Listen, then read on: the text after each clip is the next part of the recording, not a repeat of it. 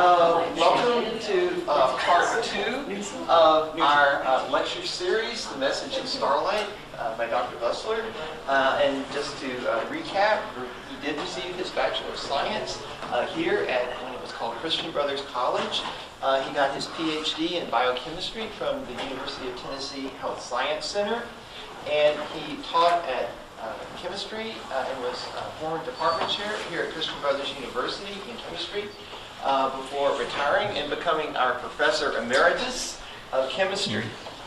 And so it is with great pleasure that I introduce Dr. Busler. He's the author of several books on astronomy and is an absolute expert in this field. Well, thank you, Dr. Merritt. I don't know about that, but I did write your freshman lab manual that some of you have seen in the chemistry lab, so I think that vestiges of that still linger on.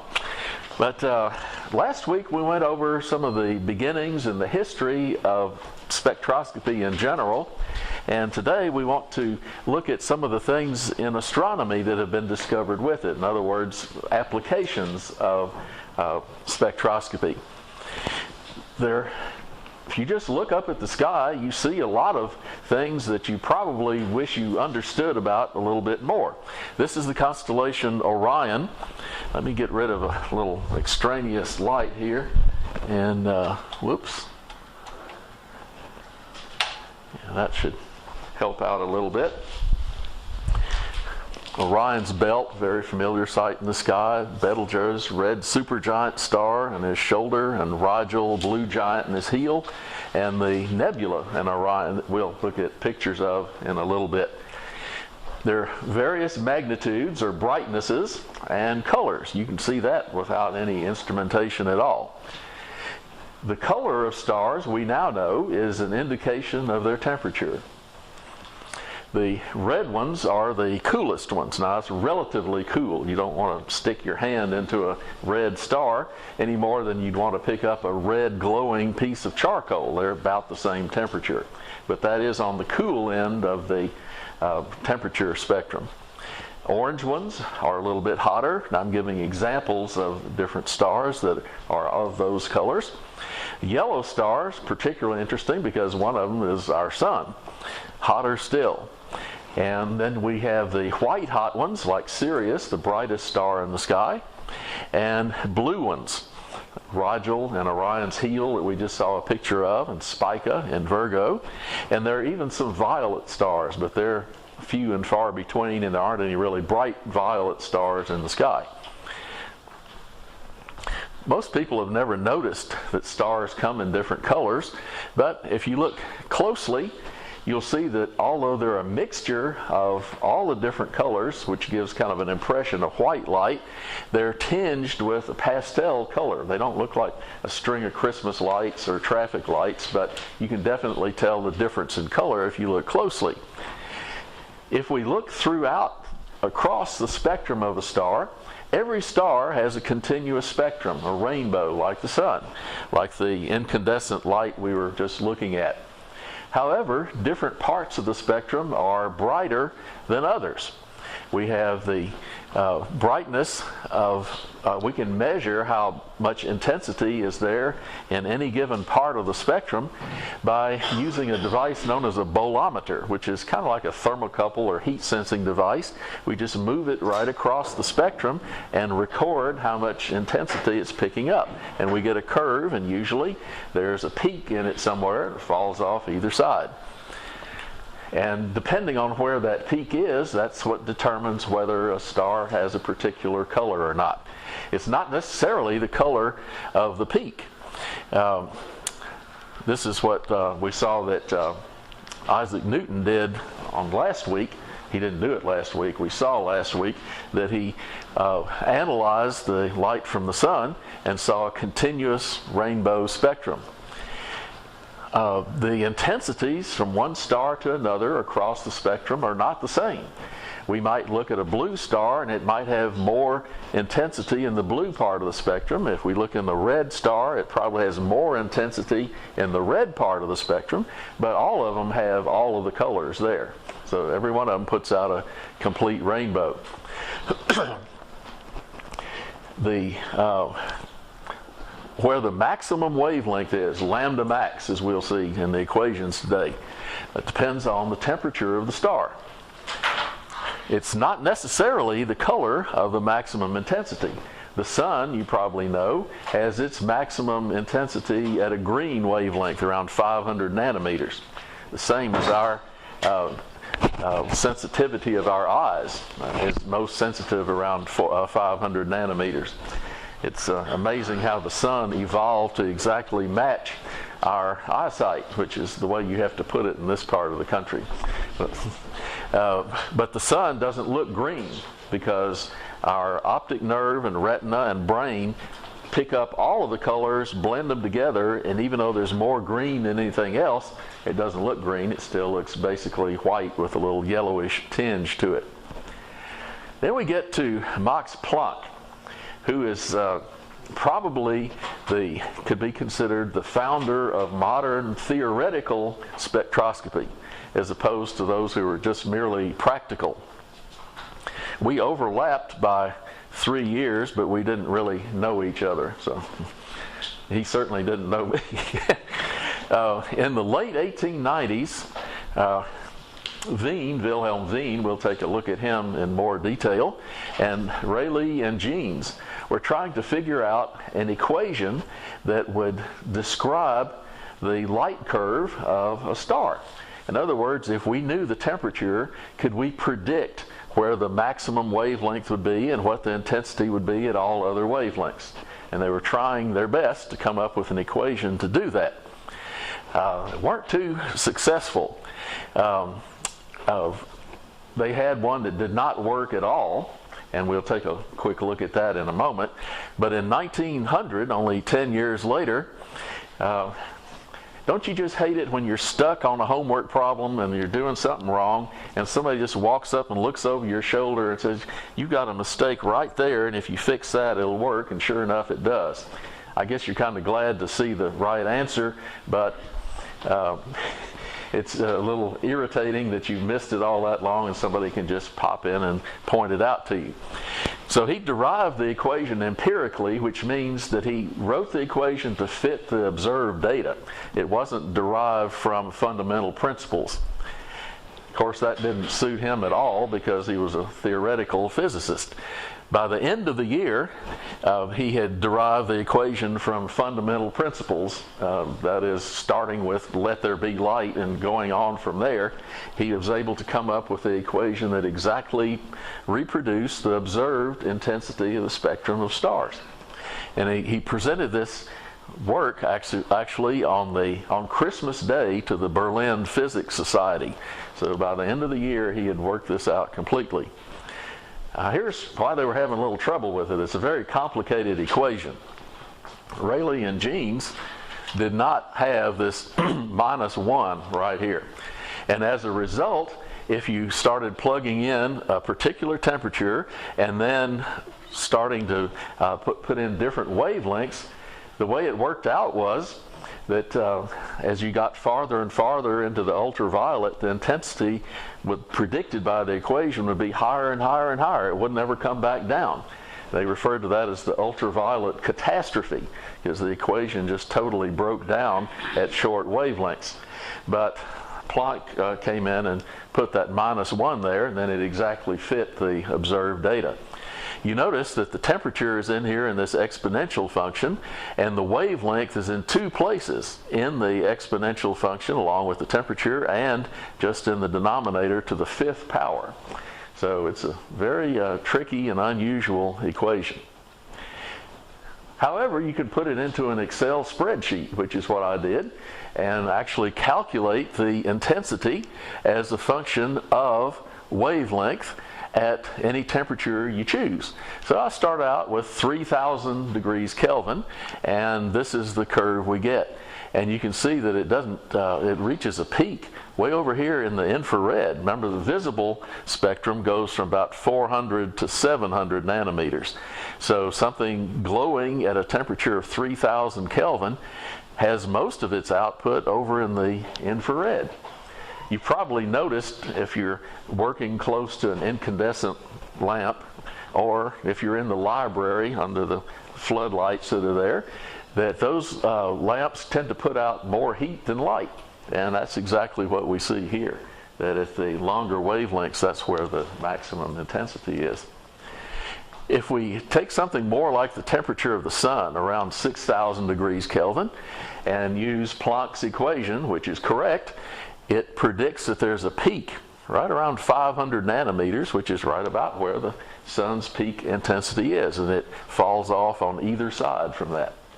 And if we go to a really hot star, 10,000 degrees Kelvin on the surface, we see that the peak is over here, actually in the ultraviolet, shorter than where the max or the minimum wavelength that you can see with your eyes happens to be. Now, I don't know if you noticed or not, when we were looking at those last three slides, were you paying attention to the numbers along the y-axis? The scale is not the same. Let's just back up a little bit. There's at least 1 or 2 powers of 10 each time we look at that. In other words, the ones with the higher temperature are just putting out a whole lot more energy, period, than not just at a shorter wavelength, but all over.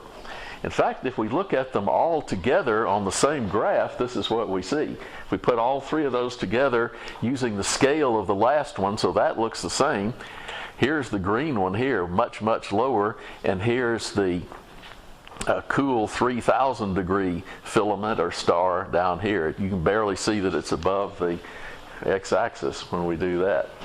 So here they are on the same scale. So what's the lesson here? Every time we increase the temperature, all of the wavelengths are still there, but every one of them is at a higher intensity than it was when it was cooler.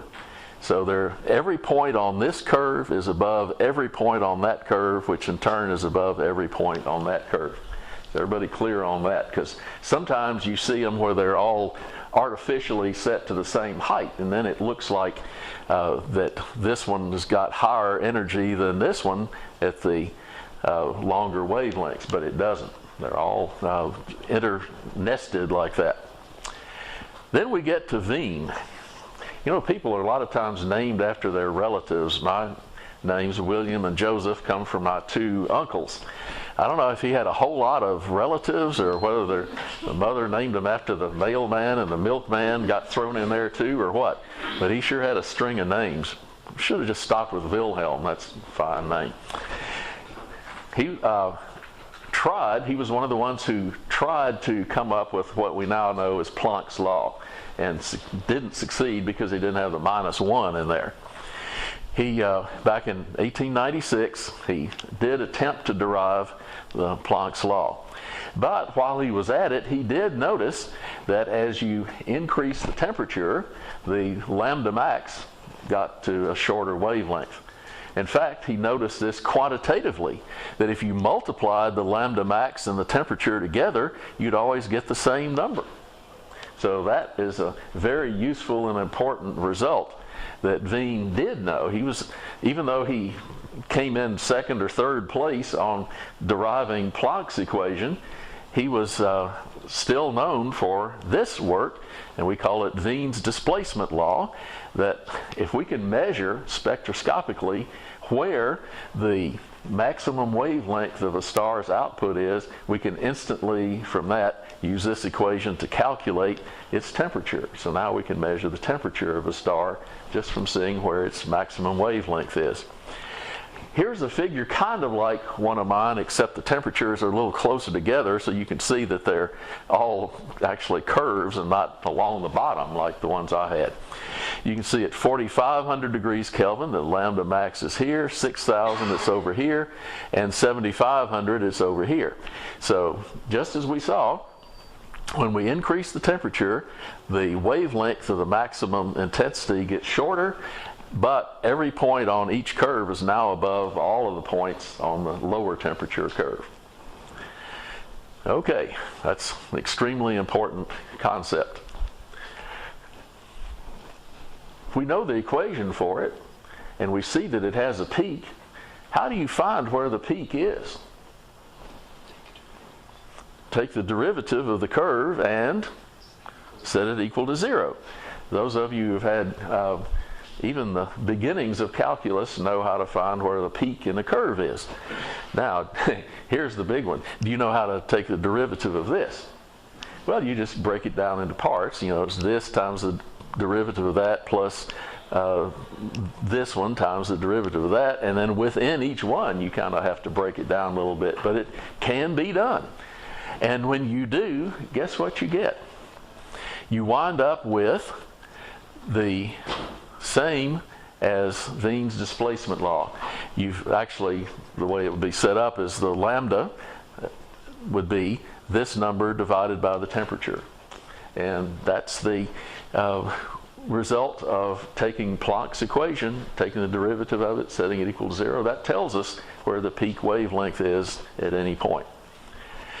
For the sun, we saw that the lambda max was 500 nanometers. We substitute that in for here, solve for the temperature, 5800 degrees Kelvin, 5500 C. So that's how we know what the surface temperature of a star is from Wien's displacement law. Here's a bunch of stars with their temperatures and colors. This is probably not of great interest to non-astronomers, but you can see the spectral classes O, B, A, F, G, K, M, which we saw really stood for O, B, fine girl, kiss me last week. And that helps us remember the order of the colors since they got mixed up from the original designations. And we can see that the temperatures are much hotter for the O-type stars and much cooler for the M-type stars, and pretty much spread out in between. And last week we also saw that the elements present in the stars are detected by these dark lines that cross the spectrum. Today and then you could look at the bright line spectra that are caused by electrons falling from higher shells back to lower shells, and when they do, they give out photons of a particular wavelength that only occur at a specific spot in the spectrum depending on where what element it is. But those same elements, when they're being excited, subtract out energy at those exact same wavelengths and leave dark lines across the spectrum. We went over that last week. The bottom line is that if you see these dark lines on the spectrum of a star, you can tell what elements are there and roughly in what proportions. So that's where the electrons in those elements jump to higher states, subtract out energy from a continuous spectrum, and leave dark lines across it. And there's characteristic lines for each element. If you remember the ones for hydrogen, you saw a bright red line, which was at 656 nanometers. A nice blue-green line at 486, sort of teal colored, and a blue-violet one at 434, and on down the line, shorter and shorter till they kind of run together. And that tells you that hydrogen is present. We know that because it's got a label on it, but if you aimed it at some nebula or something and saw those same lines, you'd know it was made of hydrogen as well. And as we saw last week, numerous elements have been found in the stars, including helium, which was this one over here. Helium was first found on the sun, and it was named after the sun, Helios. And here's some spectra. This is lifted right out of your freshman chemistry book. We can see a continuous spectrum, a bunch of bright line spectra. Here's the one for hydrogen that you were just looking at. And other elements have their own characteristic signatures. And those same bright lines appear as dark lines against the continuous spectrum if they're in, say, the atmosphere of a star. The photosphere, the surface, gives off a continuous spectrum, but when it goes through the elements that are right above the surface, the electrons get kicked up to higher levels and take out those colors. So that's how the absorption spectrum is generated. So not a lot new yet today. Here we go into something entirely different. Measuring stellar distances by parallax doesn't really involve spectroscopy, but we have to stick that in here so we can couple it with spectroscopy and then proceed through other great discoveries. When the Earth goes around the sun, it changes its position by two what we call astronomical units. Before the dimensions of the solar system were known, Copernicus had worked out all of the distances of the planets from the sun in terms of the Earth-Sun distance. So rather than putting it into millions of miles, which we didn't know, he called that an astronomical unit, and all the other planets were in terms of how many astronomical units they were from the sun. And this causes, as the Earth moves around the sun, nearer stars appear to move back and forth just a little bit in their positions in the sky. And the ones that are farther away move back and forth less. You can simulate that by blinking. If you hold your finger a few inches in front of your face and alternate your looking with one eye and the other, your finger seems to jump back and forth quite a bit. But if you hold it at arm's length and do that, it still moves back and forth. There's still parallax, but not as much because it's farther away. And that's the basic idea of how we measure the distance to the stars. We take the measurements of the angle that a star moves back and forth and uses simple high school level trigonometry to calculate the distance. Here's the principle again. Here's the Earth's orbit around the sun with a baseline of 2 astronomical units, or 1 for the right triangle. A near star has a bigger parallax angle, and a farther star has a smaller parallax angle. And the measurements we can see will take place as maybe 6 months apart would give you a nice baseline for 2 astronomical units from January to July, for example. This drawing is not to scale, as we'll see in just a moment. The parallax angle that we're looking at in here looks like, what, 15 degrees or something like that? Well, that's definitely not to scale. The very nearest stars don't even have a parallax of even 1 degree, not even 1 minute, not even 1 second. So the nearest stars have a parallax of less than 1 second, or 1/3600th of a degree. So if this drawing were to scale, it would just look like a line. There wouldn't be any shape to it at all. You wouldn't see that cone at all. Okay, now we're ready to take how we measure the distance to the nearest stars and couple it with other spectroscopic determinations. A couple of little definitions first. The luminosity of a star is how bright it really is. And we see that the brightness of a star as we see it in the sky depends on 2 factors, other than whether it's overcast or not. How bright the star truly is, which is its luminosity, and how far away it is. So if we put those 2 together, we can calculate how bright it really is. For a point source, each time we get twice as far away from that light source, the brightness goes down by a factor of 4. We call that the inverse square law, because if you say triple the distance, something looks 1/9 as bright. So inverse square law. Here's kind of a nice picture of how that works. If we have a light source that's a point, and it shines on a sphere that's 1 unit in diameter, then we see that it illuminates a little square here, like a window.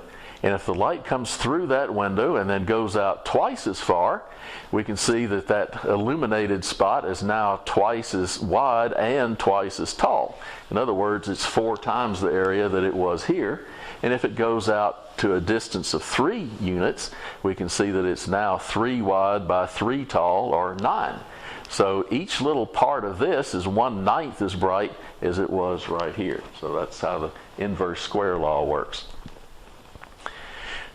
Okay, the luminosity of a star is defined as the ratio of the amount of light that star puts out compared to the sun, as a fraction or multiple. There are some stars fainter than the sun, most of them are, and there are a lot of them that are more luminous than the sun. So by definition, the luminosity of the sun is exactly 1. And what determines the luminosity of the star? We see how we can measure it by knowing its distance and how bright it actually appears, but what in the star makes that distinction from one kind of star to another? Which ones are more luminous? Well, its surface temperature is a big factor. The hotter it is, the more luminous a given square meter of its surface will be. That's just a straightforward equation that tells you that. And how big the surface is. You know, if the star is only 1 meter in diameter, well then it's not going to be very bright. But if a zillion meters in diameter at that same temperature, then it will be a zillion times as bright. So the surface area and how hot the surface is determines the luminosity. You may have seen this equation in a physics course, you may not, but it's a pretty simple one. This is the energy output of a star is given by the Stefan-Boltzmann equation. The energy is in watts per square meter. Like if you had a card table size piece of the surface of a star, this is how much energy is coming out through that card table. It's a sigma, which is a constant, times the temperature to the 4th power on the Kelvin scale. You don't a lot of times see a variable to the 4th power in an equation, but here it is. In other words, if you get the temperature a little bit hotter, it's going to be a whole lot more luminous on that surface. And the constant here is 5.67 times 10 to the minus 8th watts per square meter per degree Kelvin to the 4th power. Sun has a lot of square meters of surface. So if you take its surface temperature of around 6,000 degrees Kelvin times its surface area, this is its total energy output. 3.8 times 10 to the 26 watts. That is a lot of energy coming out of the sun. So here's how we can use that equation backwards. If we can determine the luminosity of the star from how bright it appears in the sky and how far away it is, that lets us calculate the luminosity. And we know its temperature. How do we know that? Well, from where the lambda max is using Wien's equation. Then the only unknown is the area in square meters. Well, once we calculate the surface area and know the area is 4 pi r squared, we can figure out the diameter of the star from that. So now we know what? The temperature of a star, how luminous it truly is, and how big it is. So we're getting all of that by spectroscopy. Here's kind of an aside. What makes a star, one star, more luminous than another? Well, we saw it was its temperature. Well, what makes the difference there? For stars that are converting hydrogen into helium, which is what most of them do most of their lives, it depends on one thing only, and that's the mass. When a nebula divides up the cloud of gas to become a cluster of stars, the brightness of each one of those stars is determined by how much of that cloud of gas it got. The ones that got a bigger piece of the pie are more luminous, and the ones that just got a little bit are just barely glowing. And we can see that the mass of the sun, 1 here, gives us the, well, this is actually another scale, but on the luminosity scale, that would be a luminosity of 1 right there. And stars that are more massive than the sun are way more luminous, and ones that are a tiny fraction of the mass of the sun are way less luminous. So that's all it depends on, it is how much of the original cloud of gas it got. Okay, all of this needed to get organized. So back in the early part of the 20th century, 2 astronomers, Einar Hertzsprung in Denmark and Henry Norris Russell working at Princeton in the US, independently and separately tried to see if there was some sort of correlation between the luminosities of stars and their color or temperature. And so how do you see if there's a correlation? Well, you make a graph. So they made a graph with the temperature along the x-axis and the luminosity on the y-axis. And here they are working away, not even aware of each other. They're facing in opposite directions here, so they're working independently. They found that most stars, rather than being randomly distributed on the graph, were found in a band from upper left, which is where upper, the most luminous, left, the hottest, down towards the lower right, where the bottom was the least luminous and the right the coolest. So they would run from upper left to lower right on a band. There were also a few stars scattered in the upper right and lower left and at other places around the graph. We'll look at some of those, not all of those today. So here's what we call a Hertzsprung-Russell diagram. Here are the temperature, spectral class, colors across the, and this is the temperature across the top. All of those are the x-axis. The y-axis, we've got an absolute magnitude, which is related to the luminosities of the stars, which is over here. Here's the hottest and brightest, and here the coolest and dimmest down here. And the sun right about in the middle, luminosity of 1 and the yellow color.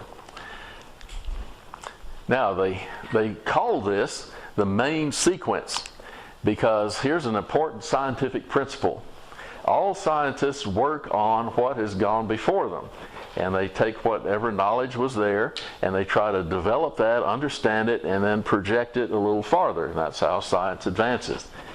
And then when they've done that, they usually go a little bit farther and screw up, because everybody's got their limits, and if they extrapolate a little too far, they'll start making mistakes. And then the next group of scientists come along, pick up where they left off correctly, and then advance it from then on. So they thought that stars evolved from up here to down there. They would start out as bright blue giants and wind up as red dwarfs. Well, that's not the case at all. We don't have time to go into all of the details of that today, but that is totally erroneous. What about the stars on the upper right? Well, the surface area is not very bright because they're cool. However, the whole star is very luminous. The only conclusion you can draw from that is that they're huge. So these are giants and supergiant red stars over in this corner. By the same line of reasoning, there are stars that are white hot, but not very bright, not very luminous. The only conclusion there is that they must be very small. So those are the white dwarfs. So those are things we learn from the spectrum of stars.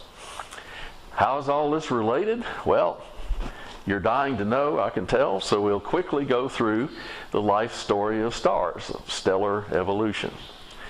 Stars start out as dark nebulae. Nebula, you might remember from last week, is the Latin word for cloud. So these are dark clouds of gas.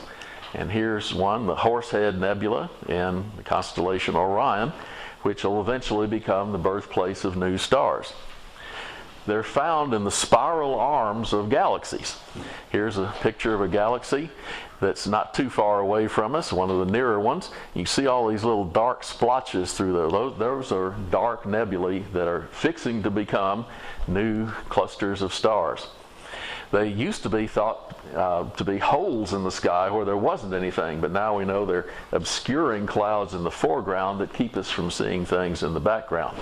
Here's our own galaxy as seen from the inside, a band of light across the sky, and you can see that more often than not, there are dark nebulae in the foreground that keep us from seeing through that, even into the center of the galaxy, dark nebulae. They're also known as giant molecular clouds because at those low temperatures, atoms can actually associate into molecules. So there are molecules like H2 found in these nebulae. They're pretty simple. They're mostly hydrogen, 95%, and most of the rest of it is helium, 3%. That leaves 2% for all other elements in the stars that are forming these days. Not the beginning of the universe, but the present time. There's everything else in the periodic table is there in a little trace amount. Temperature is extremely cold, only a few degrees above absolute zero on the Kelvin temperature scale. And they're pretty big, several hundred light years in diameter. Remember, a light year is about 6 trillion miles, so these are hundreds of those in diameter. Some examples: dark lanes in the Trifid Nebula, not Trifid, that was a bad movie, the Day of the Triffids. The Trifid Nebula, you can see these dark lanes there. Those are dark nebulae. They're not separations in this one, just foreground. They eventually evolve into an emission nebula, which is the same as these light sources here. Hot glowing gases that put out, if in case of hydrogen, put out the same kind of light as this light source does right here. And a lot of times you'll see new stars embedded in one of these nebulae putting out light. Here's some examples.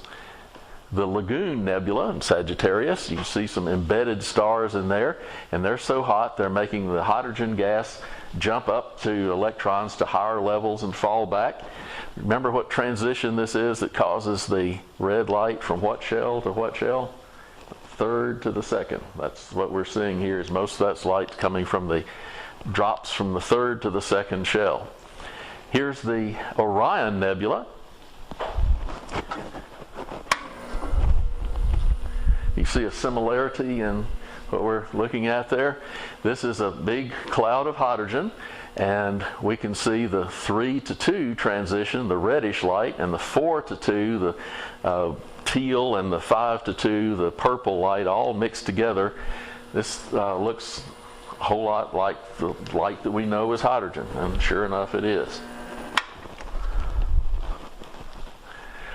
Eventually, all of that gas and dust is used up, being turned into being new stars.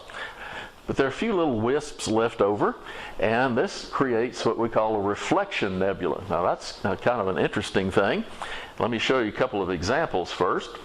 Here's the Trifid Nebula again, but this time we're looking at this part of it. This was the emission nebula over here. Here's a reflection nebula that's reflecting the light off of this star. Now, what sort of light will you get if you look at this through a prism? What sort of spectrum will you see here? That's going to be a continuous rainbow, isn't it? Because this is the starlight reflecting off of this. This isn't emitting any light, it's just reflecting. So here is the Trifid Nebula over here. This part has the spectral lines just like the hydrogen lamp. This one's got a continuous spectrum. Here's everybody's favorite, the Pleiades, the Seven Sisters, the Subaru emblem. Subaru is a Japanese word for Pleiades. So we can see the little wisps of nebulosity being lighted up by the new bright blue stars.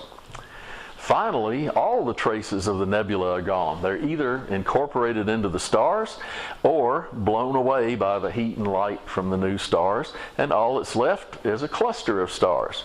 Let's look at a picture of one of those. Here's the beehive cluster in the constellation Cancer, visible in the springtime. So this used to be a dark nebula, then an emission nebula, then a reflection nebula, and now a star cluster. Here's a globular star cluster that's formed the same way, but all back at the beginning of our galaxy. And these are in a sort of a shell around the galaxy, not in the spiral arms like the ones we were just looking at. Okay, what do stars do? When they're formed, they're on the main sequence. You saw where that is. They don't move along the main sequence. They're just someplace along it, depending on how much mass they have, which determines their luminosity. And that's what they're doing there, is converting hydrogen into helium, a nuclear reaction that gives off heat and light. At the end of their lifetimes, between this and here is about an hour's worth of stuff right there. So we're kind of skipping along to, at the end of their lifetimes, stars like the sun turn into red giants towards the upper right of the Hertzsprung-Russell diagram. And they expand so rapidly, like a couple of hundred times as big as they are now, it makes them send out a little shell around itself, a planetary nebula. And here's an example of one of those. The star in the middle collapses down to be a white dwarf, only planetary in size, and eventually black dwarfs, although that probably hasn't happened yet, because the universe isn't old enough for that to have happened. Here's the Ring Nebula, which we can see in the summertime. There's the star that did it all. Used to be like the sun, but then swelled up to a couple of hundred times that size, sent out this little smoke ring around it, and then collapsed down to be a white dwarf down on the lower left side of the HR diagram. What happens to very big stars? That was what happens to a solar type star. But a very big star, like Rigel or Spica, the blue giants, when they use up their hydrogen, they turn into red supergiants up in the very top right-hand corner of the HR diagram. Then, after doing that for a while, converting helium into carbon and other elements, then they will suddenly collapse and explode as a supernova. and then they wind up blown to smithereens. We call that a supernova remnant, and a lot of times the remains of that star is in the middle, compressed into a ball of neutrons, only a few miles in diameter, just crushed down to almost nothing. And if it's spinning around rapidly, which is likely, it might send out, if we're looking at it in the right orientation, we see flickers coming from it, and we call that a pulsar. Here's one such example, the Crab Nebula, because the shape of this looks a little like a crab shell. That star right there is the one that did it all in the year 1054 AD. Exploded, so bright you could see it in broad daylight for weeks, and then disappeared. But the Chinese astronomers noted where it was, and after telescopes were invented, we looked back and that's what we saw. Sometimes a neutron star can collapse still further, or it might not even be a neutron star for a while, it just goes directly to it. A black hole, which is a state of matter which doesn't occupy any volume at all. It's a point in space. There's one inside of there. What we're seeing here is a companion star, a red giant or supergiant, with its surface getting pulled off, orbiting around it, getting heated very hot to where it sends out X-rays as it screams and falls into the black hole. And it's an X-ray source discovered by X-ray satellites back in the early 70s. Moving on towards the end here. Other galaxies. From the beginning, astronomers referred to our galaxy as the galaxy, as if it were the only one. But in the early part of the 20th century, astronomers took a close look at some of these spiral nebulae. Remember last week we saw where spectroscopists had noticed that nebulae like those surrounding old stars or forming new ones had emission lines. But if they looked at these spiral nebulae, they saw a continuous spectrum because they were made up of stars, which give off a continuous spectrum. They were aggregates of billions of stars. So that was a spectroscopic discovery. We now know that these spiral nebulae are actually other galaxies like the Milky Way. The nearest big one is the Andromeda galaxy, M31, nearest 2.5 million light years away. So here it is. We're looking out in an autumn evening, and here's this galaxy like ours, 2.5 million light years away, meaning that's when the light started towards us from it. Now there seem to be trillions of other galaxies at distances of up to billions of light years. We build bigger telescopes, look farther out, we start to see a larger percentage of galaxies compared to Milky Way stars in the foreground. And the ultimate one is this picture taken with the Hubble telescope. I believe there are 3 Milky Way stars in this picture. Everything else, all these little faint fuzzy spots, you might not be able to see them from the back. Everything in this picture is a galaxy except for 3 stars. So we get the estimate that there are probably trillions of galaxies in the universe. Last week we saw that we could measure the shift of lines in the spectrum and determine how fast something was moving towards us or away from us. So we see on these other galaxies, the farther away they are, their distance, the faster they are moving away from us. Now that's certainly an interesting phenomenon.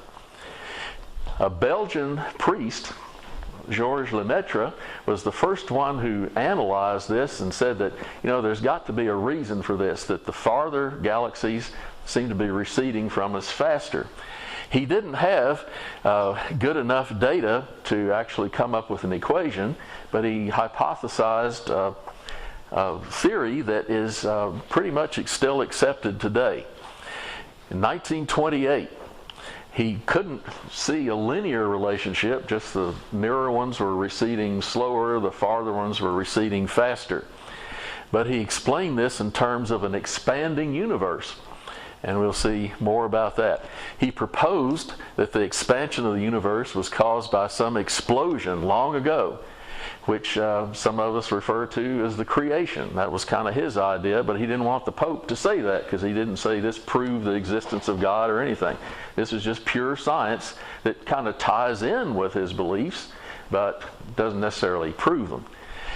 He called this a primeval atom or a cosmic egg, and this explosion gradually expanded and formed the entire universe. And that was 3 years before Hubble came up with essentially the same idea, although he tends to get most of the credit for it.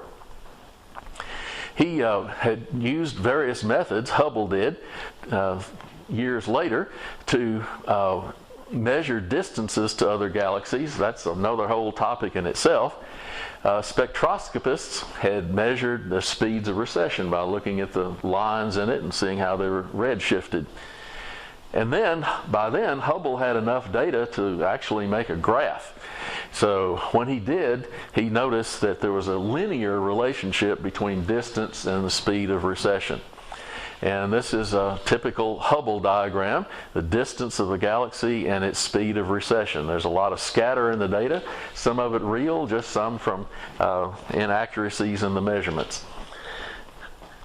The slope of the graph, the proportionality constant, we now call h0, the Hubble constant. And it's, of course, equal to the y over the x-axis, velocity over distance. Here's how we would calculate it if we just picked one group of galaxies, the Virgo cluster. It's receding at 710 miles per second, and its distance is 38 million light years. If we divide that out, we see 18.7 miles per second per million light years. So that's one way to determine the Hubble constant. You can also use different units, and it'd be 98.1 kilometers per second per megaparsec. Hubble's constant over the years has not been constant. As more data come in, the value gets refined, and it's been anywhere from 50 to 100 kilometers per second per megaparsec. The best current value based on the most recent data is 71.4 kilometers per second per megaparsec. What can we do with that? Well, one is to read off of the graph. If we find a galaxy that's so far away that we have no way of measuring its distance, but we can measure its redshift, we can read off of the graph down to here and see how far away it is. Here's an example of that.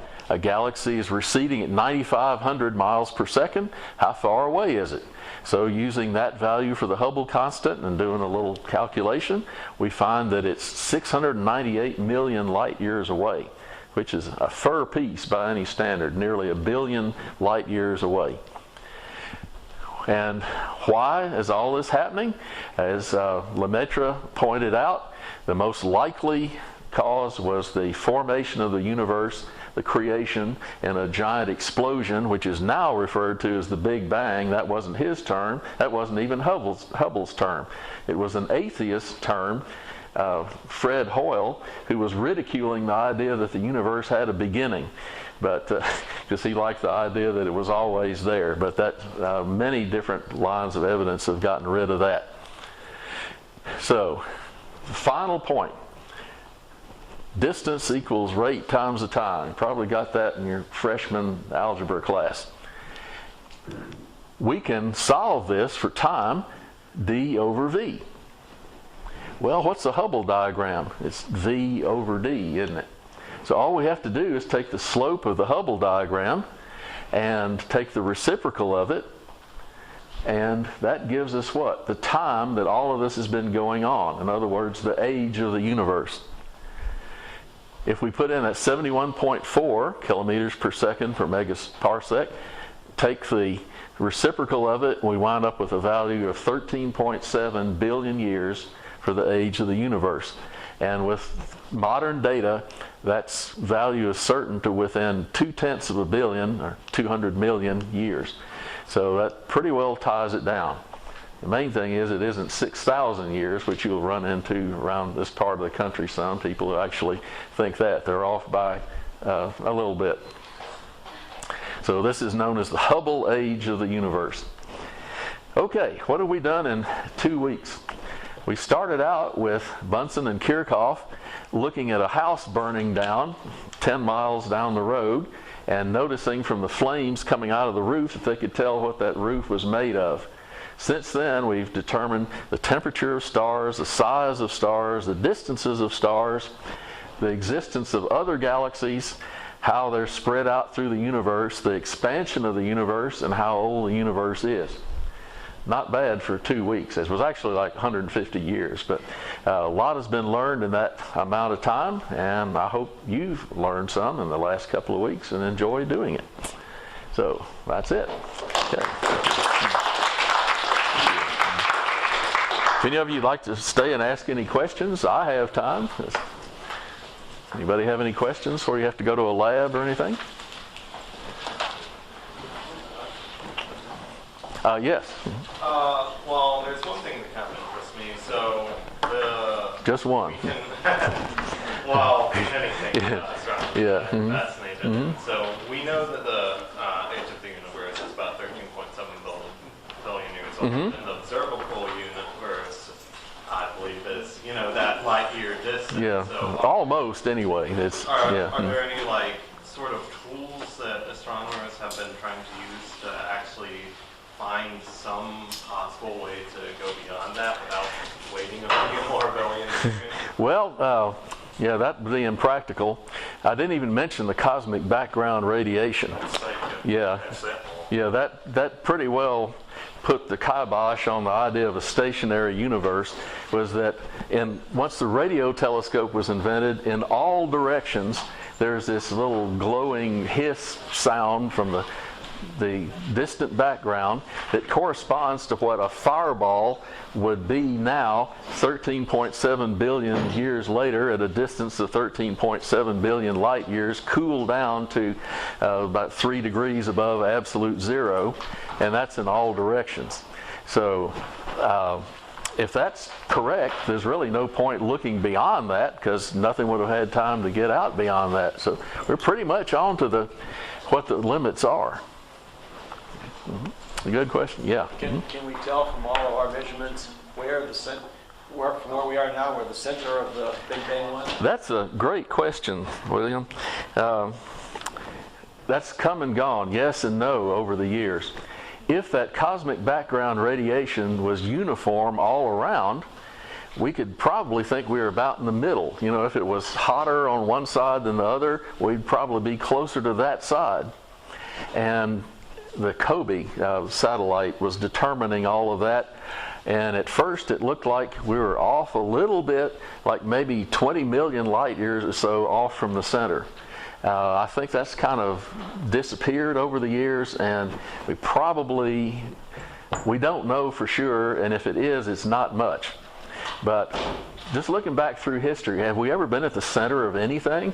The solar system, galaxy, as we go throughout, it's just based on that history, we're probably not at the center of the galaxy, but if we definitely did get an edge, like your question, all the way around, then like we did, like Shapley did with the Milky Way, you could tell how far you were from the center.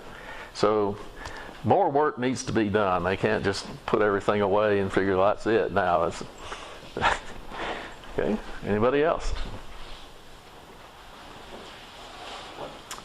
Let's thank Dr. Okay, Busler again. thank you.